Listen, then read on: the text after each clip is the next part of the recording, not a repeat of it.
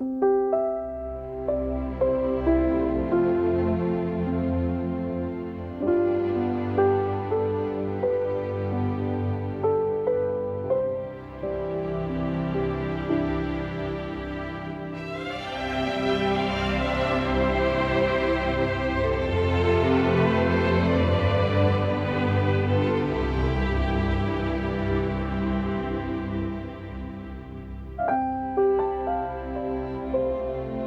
a great pleasure to be here at Carnegie Hall. The great history of jazz at Carnegie Hall goes way back. I remember as a child hearing the famous concert that was, I thought it was 39, but I noticed in going through the museum it was in 1938 that Lionel Hampton and Teddy Wilson, Benny Goodman, Gene Krupa, Jess Stacy, all of the fabulous players were here, Johnny Hodges. And that was one of the albums my mother brought home to me and inspired me to get interested in jazz. And I don't know too much about this evening as far as I'm supposed to be out of the loop. This is supposed to be a surprise for me. I met Clint in the Army in 1953. He was a swimming instructor, and I was in the concert band, and then we got to know each other. And he was a jazz fan, I found out, and I used to play in the clubs, at the NCO clubs, the non-commissioned officers clubs, and Clint was a bartender there.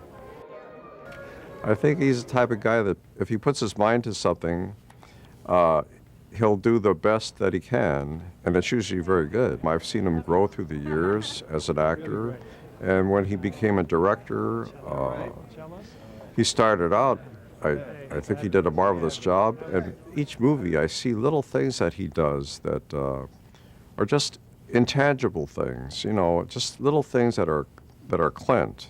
I just came back from Europe, and I was on my honeymoon at that time, and I checked my answering machine, and there was a message from Clint Eastwood to call Clint Eastwood, and I called, and he told me that he would like me to play the theme to his next movie. It turned out to be The Gauntlet. Well, I had seen John Faddis the week before we started thinking about the music. I'd seen him at the Monterey Jazz Festival.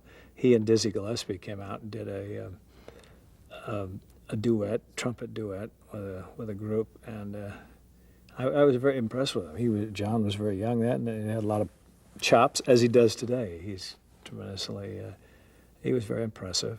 So I came back and I was telling Lenny, I said, there's this guy, or I was telling Jerry, I said, there's this guy who has these great chops played up there, you know, it's like Dizzy was when he was a kid or something. I really didn't have an idea of what type of a jazz fan Clint was at that time. That wasn't really until I played with him on the other soundtrack of a movie that he did called Bird, the story about Charlie Parker. And then when I heard some of those takes that he had in his film, then I knew that he was a #1 jazz fan. I would just say this is an evening that has obviously been a dream put together by several people. The sort of center post of the whole evening is about focusing on something that is so all-American and so absolutely pure. It's a form that has no form, and it has no rules, and yet it encompasses music that is written, and so much of it is improvisational, as many classical people realize they have a repertoire to deal with, and they very rarely, except in a cadenza, have a chance to play something outside of what's on that piece of paper, and they play it with everybody's interpretation.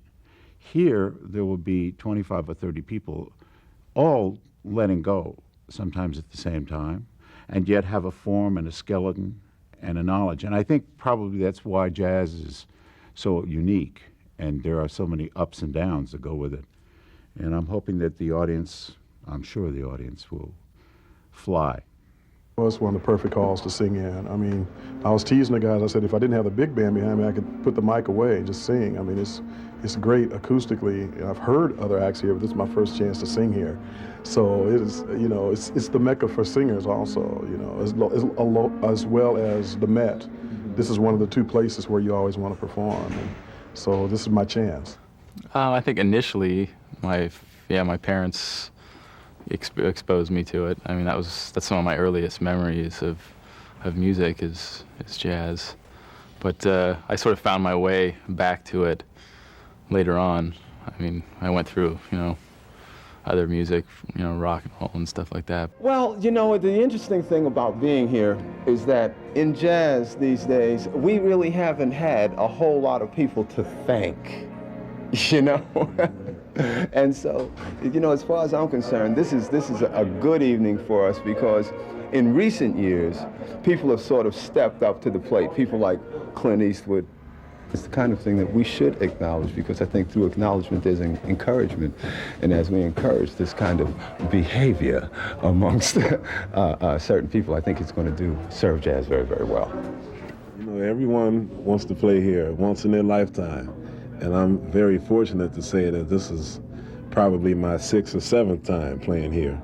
So, it's always fabulous to come to a place so world-renowned as Carnegie Hall and to play with all of the beautiful people I'm going to get a chance to play with tonight, like the legendary Jay McShann, one of the original Kansas City heroes, along with Count Basie and Benny Moe, he's right up there with them.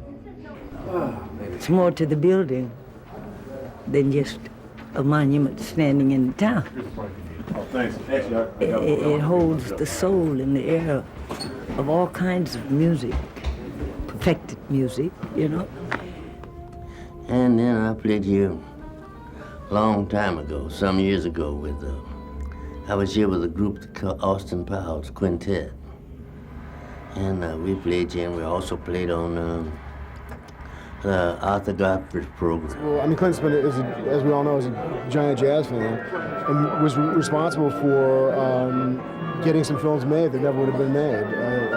Straight No Chaser, Around Midnight, song I'm singing tonight, and of course Bird, which you directed. Clint Eastwood's a great cat, and he's done a lot of great movies. I've seen just about every one he's done. There's always a lot of good music there too. Fine.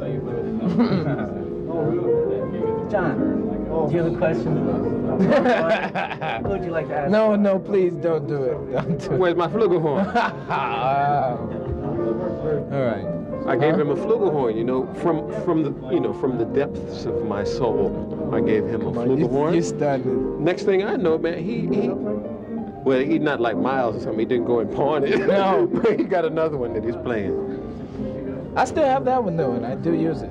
No, you don't. I do. Yeah, at home, practicing in front of TV. He's right. Oh, it's beautiful, yeah. It's still fun to play Carnegie. I've played it before. I've been doing, I played here first, I think, with Charlie Mingus in the 60s, early 60s. Thursday night may be one of the unique concerts in the history of jazz because what Clint Eastwood has done for jazz in his soundtracks and in his movies is just immense. It makes people realize that great movies can be enhanced by the use of great music. I'm here in the name of the music and the individuals that brought together under this particular umbrella at this particular time, and to be a part of the solidification through the music, for the musicians that are here as well as the hip audience that will be in attendance. Well, jazz, jazz without a doubt is an American music.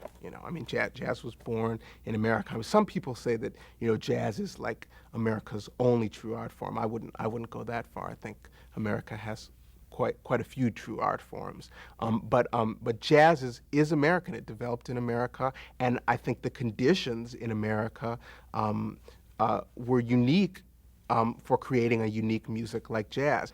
For me, it's a great honor to be a part of a tribute to a man who not only is, one of the most important people in film of all time, and without question one of the biggest movie stars and one of the most prolific directors in film, but also someone who has, devoted a portion of his life and a portion of his career to jazz music.